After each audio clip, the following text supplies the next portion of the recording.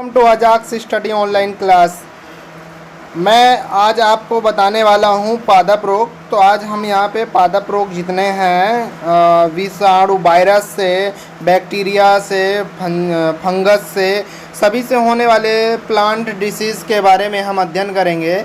तो इसके लिए सबसे इम्पोर्टेंट बात ध्यान रखनी है कि इसके मैं आपको सिर्फ़ और सिर्फ फैक्ट पॉइंट बताने जा रहा हूँ, ठीक है ना। जो इम्पोर्टेंट पॉइंट है वही बताऊँगा।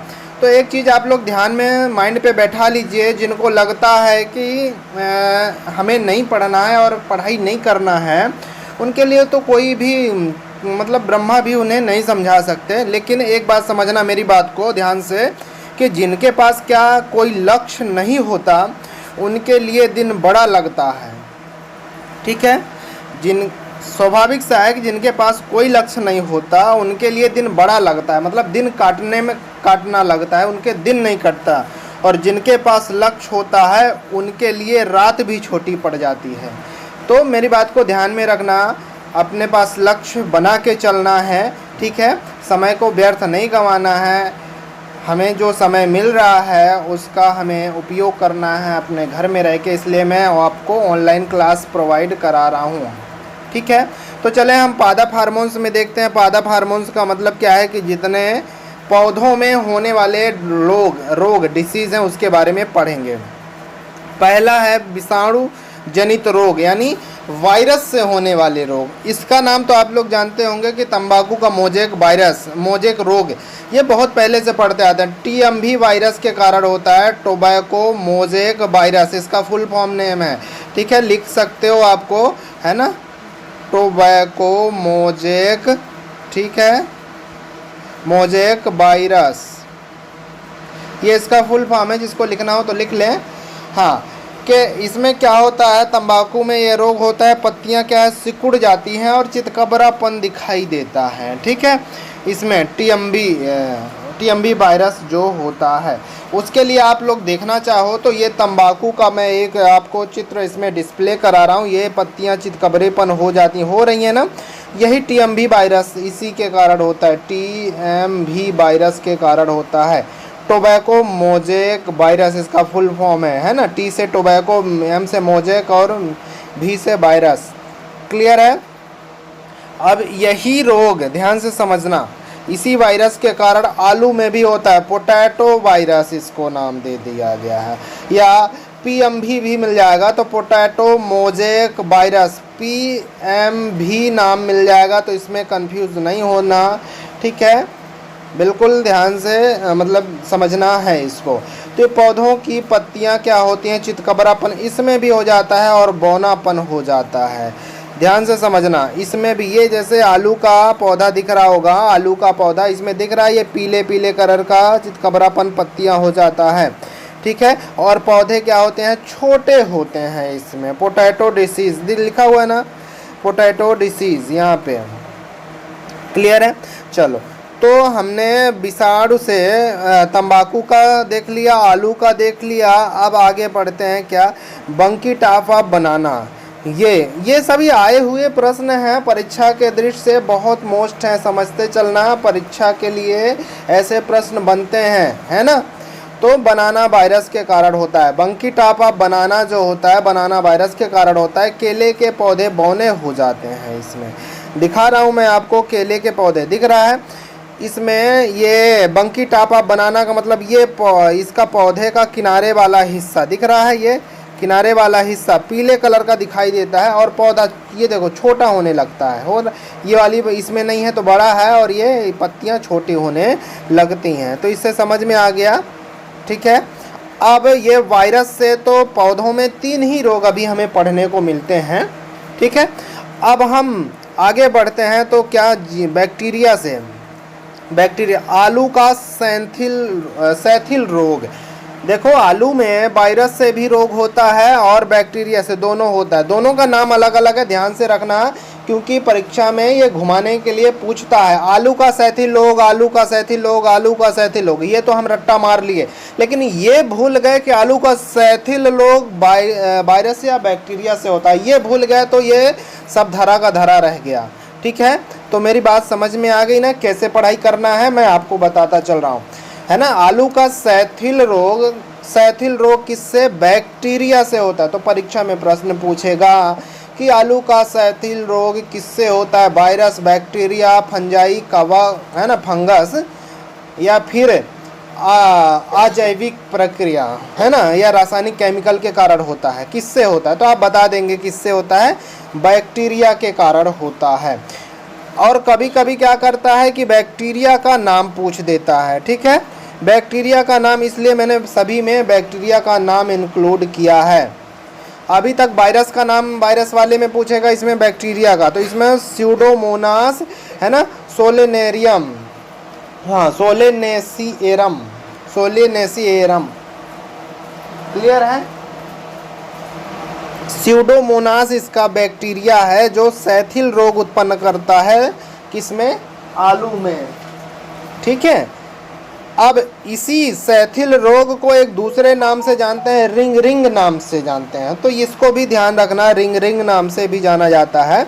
ये क्या काम करता है? जाइलम पर भूरा रिंग बन जाता है। इससे जाइलम जो जल को ऊपर पहुंचाने का कार्य करता है, पौधे के विभिन्न हिस्सों तक जल को, जाइलम से जल याद रखना, है ना, ये पहुंचाने, इसमें क्या है? भूरे रंग का रिंग बन जाता है। यह रोग मिट्टी के माध्यम से फैलता है। मिट्टी के माध्यम से मतलब जहाँ जिसका जैसा मिट्टी होगा, है ना। तो इसीलिए कहा जाता है कि कोई भी किसी की भी खेती किया जाए तो मिट्टी का परीक्षण किया जाए। पता चला कि मिट्टी खराब हो और वहाँ पे रिंग नामक रोग हो गया, जाइलम हमारा प्रभावित हो गया, तो पौधे क्या नष्ट होने के कगार पे आ जाएंगे। तो ये सब चीज़ें ध्यान में रखनी पड़ती है। आगे बढ़ते हैं। ब्लैक आर्म या एंगुलर लीफ स्पॉट, ठीक है। अगला ये दूसरा, बैक्टीरिया से ही ब्लैक आर्म यानी बैक्टीरिया से ध्यान रखते चलना, बैक्टीरिया वाला पढ़ रहे हैं। यह angular leaf spot of cotton इस नाम से जाना जाता है। चले, इसका नाम क्या है ब्लैक आर्म का? ज़ैंथोमोनास,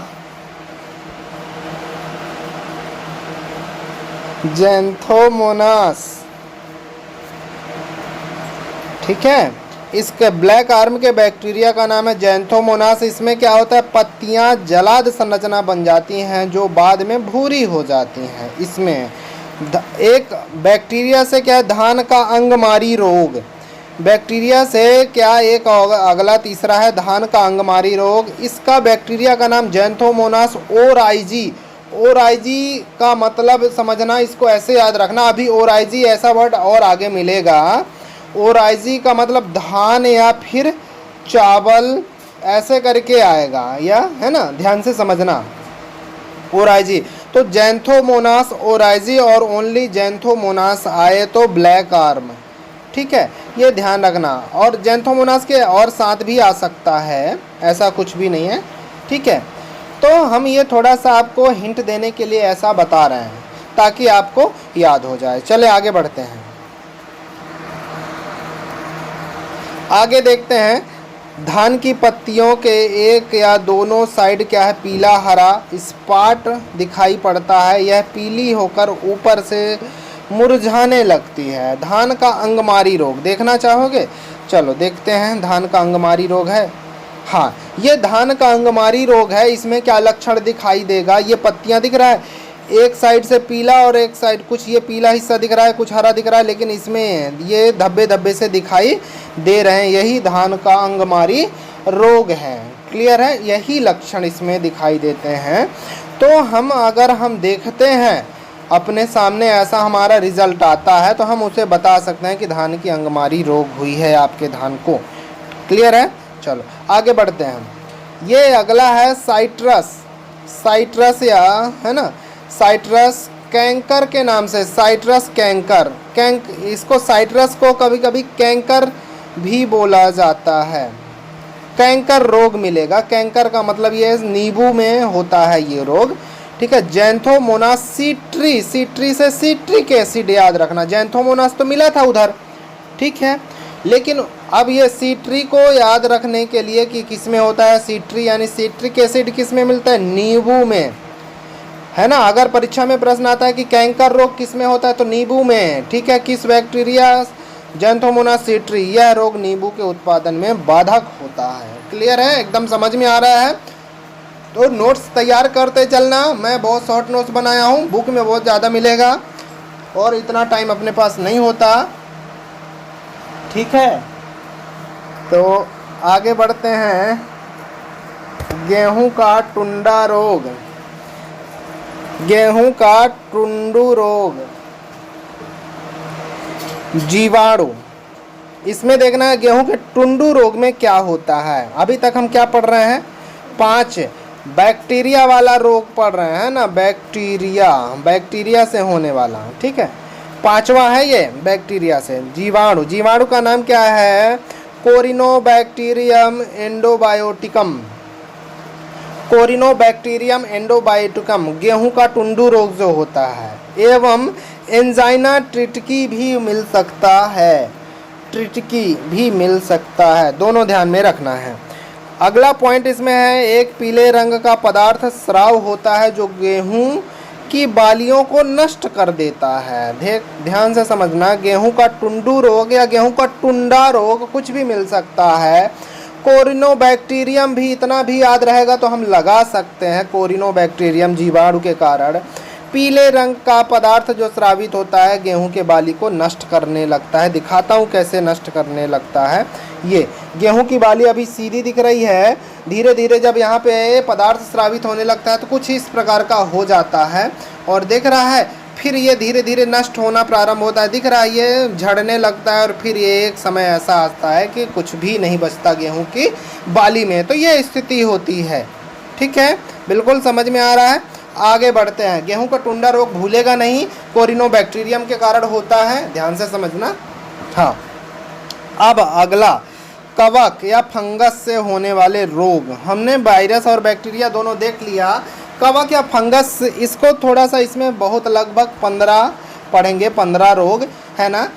इसको विशेष रूप से ये ध्यान रखना है कि रोग का नाम और फंगस का नाम, बस इसको विशेष रूप से ध्यान रखना, नहीं भूलना है। यही पूछेगा परीक्षा में। जैसे आलू का बर्ट रोग, बर्ट से याद रखना कवक, व से याद रखने के लिए वर्ट, वह है ना, वर्ट से कवक, वक, वक मतलब कवक। ठीक है, ऐसे करके याद रखना पड़ेगा अपने को, क्योंकि वर्ट रोग पूछ देगा कि किससे होता है। कवक, वायरस, बैक्टीरिया या अजैविक क्रियाओं से, है ना, अजैविक केमिकल से, कुछ भी हो सकता है। ठीक है, चौथा ऑप्शन। तो हमें याद होना चाहिए कि वर्ट किससे होता है? कवक से होता है। तो कवक, इसका नाम किस कवक के कारण होता है? सिनकीट्रियम एंडोबायोटिकम, सिनकीट्रियम, इतना भी याद रहेगा तो भी हम उत्तर लगा सकते हैं। सिनकीट्रियम, बर्ट रोग सिनकीट्रियम होता है ना। इसमें किस में होता है? आलू में। आलू में हमने 3 पढ़ा। ठीक है, वायरस वाला ध्यान से एक बार फिर से रिवीजन कर दे रहा हूँ आपको कि आलू का जो वायरस से हो रहा था, आलू का मोजेक हो गया, और दूसरा जो बैक्टीरिया से सैथिल रोग था, और तीसरा क्या आ गया? बर्ट रोग। आलू के तीनों चीज़, चाहो तो एक जगह पे आप लोग ऐसे करके लिख लेना, आलू में कौन कौन सा है ना। पहला लिख लेना PMV वायरस है ना, पोटैटो मोजेक वायरस से। दूसरा सैथिल रोग, ये मतलब मैं याद करने का एक तरीका बता रहा हूँ आपको, नोट्स बेहतर कैसे बनाना है। सॉरी, सैथिल लिखना है, ऐसे लिख लेना सैथिल। इसके आगे सैथिल रोग बैक्टीरिया लिख लेना और इसके आगे बर्ट लिख लेना। ये तीनों का मतलब आलू हम पढ़ेंगे तो तीनों हमें याद आ जाएगा, PMV, सैथिल और बर्ट। ऐसे करके हम याद कर सकते हैं बेहतर तरीके से। तो ऐसे करके बना लेना, कहीं किसी भी जगह पे जहाँ पे मिले जगह, हमें मतलब कुल मिला के याद होना चाहिए। ठीक है, कॉन्सेप्ट ये है। ठीक है, चलो ये लिख लेना।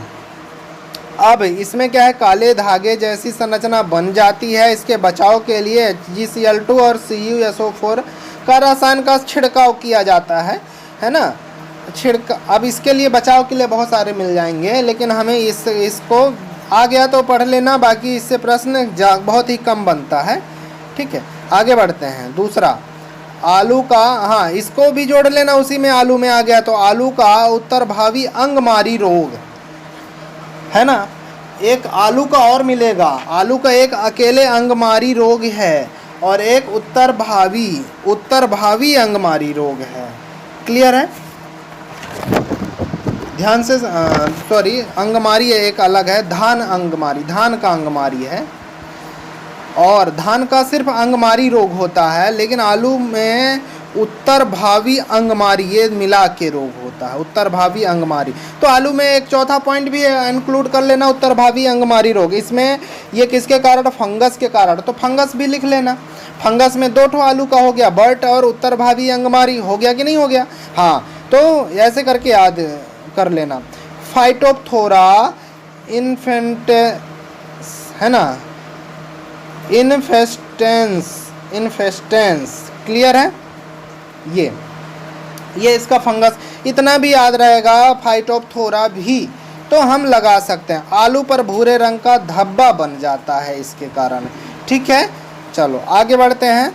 बिल्कुल समझते चलना है और नोट्स तैयार करते चलना है, एकदम शॉर्ट नोट बनाना है ताकि हम मल्टीपल रिवीजन कर सकें, क्योंकि एक्सपर्ट का यह मानना है जो लोग टॉप करते हैं उन्होंने बस एक ही कॉन्सेप्ट पे काम किया है, मल्टीपल रिवीजन। आपको लगता होगा सर याद नहीं रहता, क्या टॉपर को भी यही प्रॉब्लम आती होगी? बिल्कुल यही प्रॉब्लम आती होगी। यूपीएससी पीएससी टॉपर जो होते हैं उनके साथ भी यही समस्या होती है कि याद नहीं होता। तो उन्होंने एक तरीका अपनाया, क्या? Multiple revision. मल्टीपल रिवीजन कब कर सकते हैं? जब हम अपना शॉर्ट नोट बनाएंगे, मतलब पॉइंटेड नोट्स तैयार करेंगे।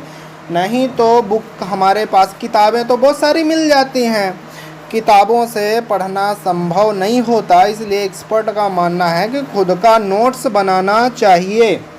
किताब तो कब से लेके रखे हैं, कभी पढ़ पाए हम नहीं, इसलिए नोट्स तैयार करना। चलो आगे बढ़ते हैं। बाजरे का ग्रीन ईयर रोग, फंगस कौन सा है इसमें? स्क्लेरोस्पोरा ग्रेमिकोला, स्क्लेरोस्पोरा ये फंगस का नाम है। फंगस मतलब कवक, ठीक है, कवक का नाम है ये। इसमें क्या होता है? बाजरा जानते होंगे, दाने टाइप का होता है, गुच्छा होता है। बाजरे में हरे रंग के रेशे निकल जाते हैं और वही रेशे आगे चल के फिर धब्बा बना देते हैं ना, काले काले धब्बा का निर्माण कर देते हैं। तो बाजरे का हम बता दिए फंगस के कारण होता है ये कौन सा? ग्रीन ईयर रोग। ग्रीन से मतलब ध्यान रखना हरे रंग का रेशा निकलने लगता है। चलो बिल्कुल समझ में आ रहा है तो प्लीज़ वीडियो के कमेंट बॉक्स में मुझे बताएं कि वीडियो कैसा लग रहा है, और अच्छा लग रहा हो तो ऐसे एक लाइक दिख रहा होगा, अंगूठे का निशान है ना, वीडियो में ऐसे करके अंगूठा बना होगा ऐसे, तो प्लीज़ लाइक कर दें, ठीक है, और मुझे बताएं कि मैं कैसा पढ़ा रहा हूँ। ठीक है, चलो आगे बढ़ते हैं। गन्ने का लाल सड़न रोग, इसके बारे में सब लोग वाकिफ होंगे क्योंकि गन्ने का रस तो सभी पीते हैं। ठीक है, और कभी कभी देखे होंगे कि वो लाल रंग का ऐसे दिख जाता है और बीच से वहाँ से गन्ना फटने लगता है। तो किसके कारण होता है? अब हम बता सकते हैं। किसी गन्ने वाले के पास जाना, अगर वो ऐसा गन्ना पेरता है तो बोलना भैया आपके में लाल सड़न रोग लगा हुआ है इस गन्ने में, इसको हमें नहीं पीना है, ये फंगस से फैला हुआ रोग है। ठीक है, फंगस में कौन सा फंगस है? इसमें कोलेटोट्रिकम है ना, उसको बता सकते हैं हम। कोलेटोट्रिकम जो फंगस है इसको नुकसान, सड़न पैदा कर दिया है, इसको हमें नहीं पीना है। अच्छा गन्ना पेरो तो गन्ने के तने और पत्तियों में लाल धारियाँ हो जाती हैं। तने मतलब वही गन्ने का तना जो गन्ना पीते हैं, और पत्तियों में भी लाल धारियाँ हो जाती हैं। तो बिल्कुल बहुत अच्छी जानकारी मैं दे रहा हूँ आपको। एक कहने का मतलब अपने दैनिक जीवन में भी प्रयोग होने वाली चीज़ें हैं ये, और ध्यान रखना कि परीक्षा में ज़्यादातर दैनिक जीवन में ही प्रयोग होने वाली चीज़ों को पूछता है। अब वो पूछ देगा कि खाने के सोडे का नाम, हम तो खाते हैं ना, उसका रासायनिक नाम, ठीक है, नमक का रासायनिक नाम, कुछ भी पूछ सकता है, ऐसे करके प्रश्न पूछता है ना, जो हमारे दैनिक जीवन में प्रयोग लाए जाते हैं ज़्यादातर, और इंटरव्यू में भी ऐसे सवाल पूछते हैं। तो यही चीज़ ध्यान में रख के पढ़ना चाहिए। चलो आगे बढ़ते हैं। मूंगफली का टिक्का रोग। मूंगफली का टिक्का रोग क्या कहता है कि ये किस फंगस के कारण होता है? साइकोस्पोरा। साइकोस्पोरा, इसके कारण ये फैलता है, इतना भी याद रख लो, साइकोस्पोरा। ठीक है, साइको से याद रखना, इसको पढ़ोगे तो कार्कोस्पोरा भी पढ़ सकते हो, साइकोस्पोरा ऐसे पढ़ा जाता है इसको, है ना, क्योंकि प्रोनाउंसिएशन ये होता है। मूंगफली, साइको से याद रखना, मूंगफली खाने वाले साइको, पागल होते हैं, ऐसा कुछ भी को रिलेट कर लो। साइकोस्पोरा फंगस उन्हें पागल बना देता है, साइकोस्पोरा साइको है, ठीक है, ऐसे करके कुछ भी याद कर सकते हो आप। क्लियर है? तो मूंगफली में ये रोग होता है, पत्तियों के दोनों सतहों पर गोल गोल धब्बे बन जाते हैं। ठीक है, अब सर इससे क्या होगा? स्वाभाविक सा है, जो भी पौधों में रोग लगता है तो क्या करता है? पौधे को नष्ट करने का, फल कम लगेंगे, ठीक है, बौने हो जाएंगे, ये तो कॉमन लक्षण होते हैं ज़्यादातर पौधे में, कोई दिक्कत नहीं। गेहूं का किट्टू रोग, अगला, गेहूं का किट्टू रोग क्या कहता है? देखना, फंगस के कारण ही होता है किट्टू रोग, फंगस के कारण होता है। पक्सनिया ग्रेमिनीस, ग्रेमिनीस, पक्सनिया ग्रेमिनीस, गेहूं का किट्टू, किट्टू से समझना पक्सनिया फंगस है ना, पक्सनिया फंगस के कारण होता है किट्टू रोग।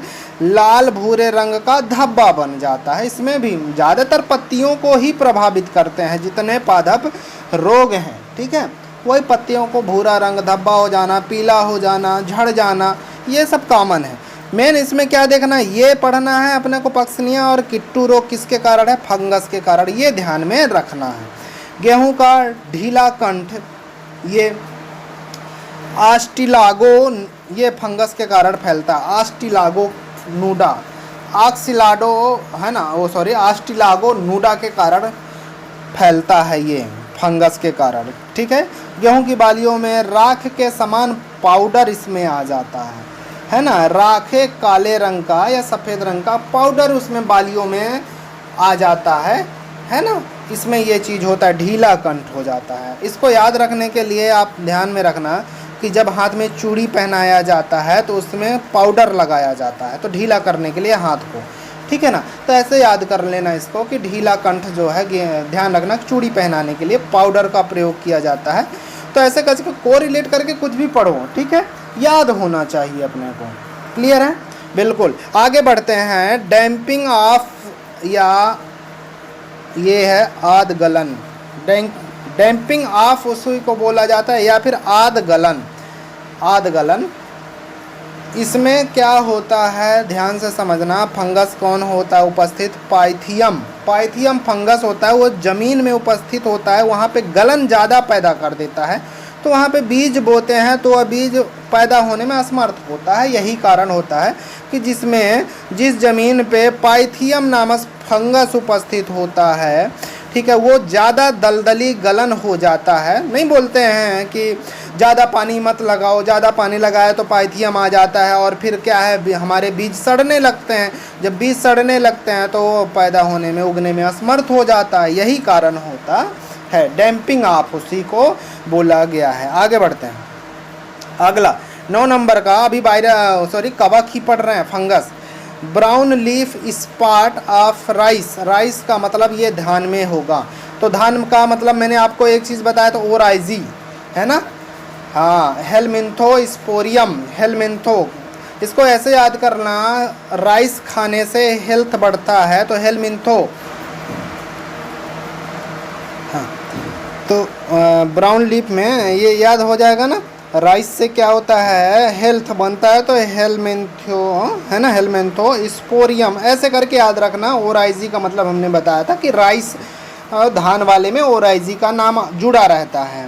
इसमें मैं आपको बताया ना कि पत्तियों में गोल भूरे चिन्ह जिसमें बीच में काला स्पॉट पड़ जाता है, ये ज़्यादातर जितने भी रोग हैं पत्तियों को ही अटैक करते हैं। आगे बढ़ते हैं। बाजरे का इरगाट रोग। अब देखना परीक्षा में कैसे प्रश्न पूछेगा कि इरगाट रोग किस में होता है, राइस में या धान में तो होता नहीं, तो बाजरे में याद रखना पड़ेगा किस में होता है, बाजरे में। किसके कारण, फंगस के कारण। कौन सा फंगस होता है, क्लेवे, है ना, क्लेविसेप्स माइक्रोसेफलॉन। थोड़ा सा यहाँ पे कट रहा है, हाँ सेफिला, अब दिख रहा है, क्ले, है ना, क्लेविसेप्स माइक्रोसेफेला, ये इसका फंगस का नाम है, क्लेविसेप्स। इतना भी हालांकि इससे नहीं काम चलेगा, क्योंकि कभी कभी ये इधर का बदल देता है, ठीक है ना, दो देगा। तो ये दोनों चीज़ें हमें याद रखनी पड़ेंगी, क्लेविसेप्स, ठीक है, क्लेविसेप्स माइक्रोसेफेला याद रखना। बाजरे में ही, बाजरे में ऐसे करके, जैसा भी बताया था ना आपको कि कैसे बनाना, मम्मट रोग होता है, तो ऐसे करके बाजरा लिख लेना, ठीक है। बाजरा लिखने के बाद ऐसे, और दो ऐसे बना लेना, एक तरफ मस्ट है, सॉरी इसमट और दूसरा है इरगट, इरगट ऐसे याद कर लेना, तो याद रहेगा कि बाजरे में ये दोनों रोग होते हैं। क्लियर है, तो ऐसे बनाते चलो। मैं अगर नहीं बना पाया हूँ क्योंकि मुझे अभी ध्यान आ रहा है ना, तो आप लोग बना लीजिए। मैं हालांकि ऐड कर लूँगा अपने नोट्स में, यहाँ पे मैं ऐड कर लूँगा, जो खाली जगह दिखेगा आप लोग भी कर लीजिए। तो बाजरे का स्मट रोग जो होता है टोलियो स्पोरियम के कारण होता है, टोलियो स्पोरियम के कारण। तो ऐसे याद करना, बाजरे का स्मट टोलियो यानी टोली के में ही होता है, पूरा टोली में, ऐसे करके याद कर सकते हैं। ये बाजरे का हो गया, बाजरे का स्मट। क्लियर, एकदम समझ में आ गया। बस किसी भी तरीके से कोरिलेट करके उसे पढ़ते चलें, बस याद होना चाहिए। कैसे याद हुआ नहीं पता, ठीक है।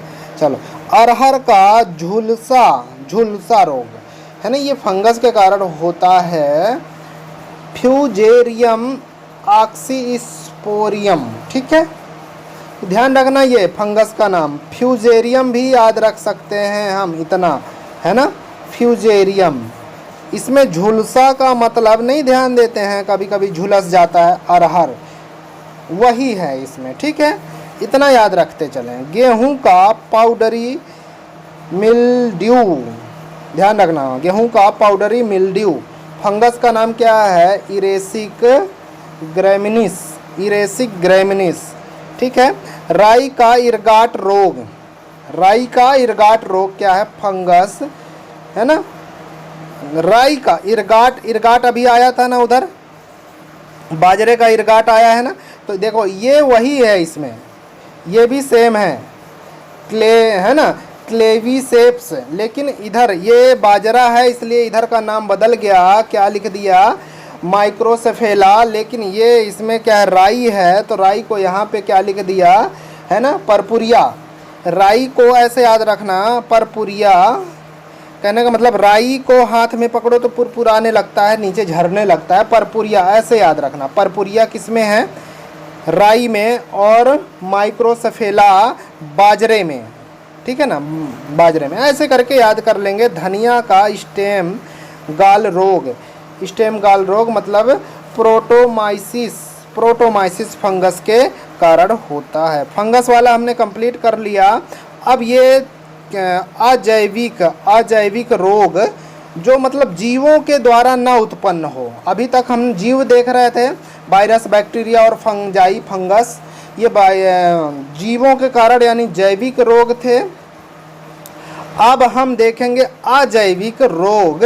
धान का खैरा रोग बहुत प्रसिद्ध है, आप लोग जानते भी होंगे, है ना। ये जस्ता के कारण, जिंक जस्ता की कमी के कारण होता है, ठीक है ना, खैरा रोग। तो हम जिंक या जस्ता, खाद यूरिया डालते हैं ना, तो देखना पड़ना, सल्फर और जिंक का कॉम्बिनेशन रहता है उसमें, इसीलिए धान को खैरा रोग से बचाया जाता है। ध्यान से समझना, ठीक है।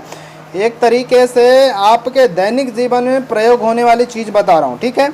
मटर का मार्स रोग, मटर का अब परीक्षा में कैसे प्रश्न पूछेगा कि मार्स रोग निम्न में से किस में होता है, धान में, आम में, गेहूं में कि मटर में, तो किस में बताएंगे आप, मटर में होता है मार्स रोग, ठीक है। ऐसे करके प्रश्न पूछेगा। ये मत सोचना कि एक लाइन है तो इससे कोई प्रश्न नहीं बनेगा। देखना इससे कितने प्रश्न, एक प्रश्न ये बन गया ठीक है। मार्स रोग किस अजैविक मतलब किस केमिकल या किसके कारण फैलता है? मैग्नीशियम के कारण, ठीक है। किस में फैलता है? मटर में फैलता है, ठीक है। 3-4 प्रश्न एक लाइन से बन रहे हैं। ऐसे ही नींबू का है ना, नींबू का ये क्या लिखा है? डाईबैक, हाँ, नींबू का डाईबैक रोग, डाईबैक रोग ये तांबा कॉपर की कमी के कारण होता है। तांबा कॉपर एक ही है, ठीक है ना, तांबा कॉपर एक ही है, इसका साइंटिफिक नेम कॉपर है। आगे बढ़ते हैं। आम का लिटिल लीफ रोग, लिटिल लीफ रोग आप परीक्षा में प्रश्न पूछ देगा कि लिटिल लीफ रोग किस में होता है, तो आम में होता है। किसके कारण? जिंक जस्ता के कमी के कारण ही होता है। लिटिल लीफ का मतलब इसकी पत्तियां छोटी छोटी होने लगती हैं, आम की पत्तियां बहुत छोटी, ठीक है, ऐसा, क्लियर है। तो आपका ये पादप रोग कंप्लीट हो गया। एक दिन मैं अभी बता दूंगा, है ना, जंतु रोग, ठीक है, एनिमल डिसीज, क्लियर है। तो पादप रोग से बहुत सारे क्वेश्चन बनते हैं और बनेंगे, और इसके बाद मैं आपको ऑब्जेक्टिव टाइप के क्वेश्चन बताऊंगा, क्लियर है, पूरे ऑब्जेक्टिव करवाऊंगा। अभी लगभग साइंस ख़त्म होने वाला है, लगभग अगर ज़्यादा खींचेगा तो 5 क्लास और चलेगी। 25-26 क्लास हो गए हैं, 25 हो गए हैं मेरे हिसाब से, ये 26वां क्लास होगा, ठीक है, आई थिंक। अब जो भी है बहुत जल्दी कंप्लीट होने वाला है बायोलॉजी। बायोलॉजी के बाद मैं और क्लास स्टार्ट करूंगा, इसके स्थान पे दूसरा क्लास स्टार्ट कर दूंगा। तो प्लीज़ आप लोग बने रहिए, अपना तैयारी एकदम पूरे जोश और जुनून से करते रहिए, क्योंकि आपके सामने क्या है? एक लक्ष्य है। टाइम को काटना नहीं है, लक्ष्य को साधना है, ध्यान रखना, ठीक है। तो थैंक यू, फिर मिलेंगे अगली नेक्स्ट वीडियो।